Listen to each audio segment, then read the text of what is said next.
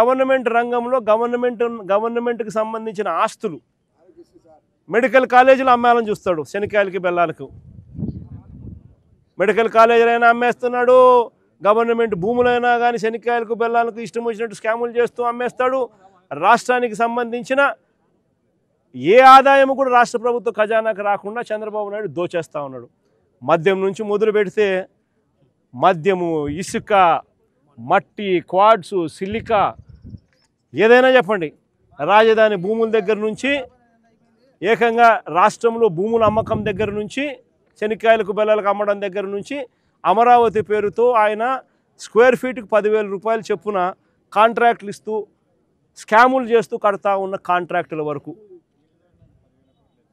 టోటల్గా రాష్ట్ర ప్రభుత్వాన్ని అన్ని రకాలుగా రాష్ట్ర ఖజానాను లూటీ చేస్తూ ఉన్నారు. చంద్రబాబు నాయుడు ఆయన ఎల్లో గ్యాంగు, అందరూ వాళ్ళే దోచుకునేది పంచుకునే దానికి. దీనికే వాళ్ళకి సమయం సరిపోవడంలా.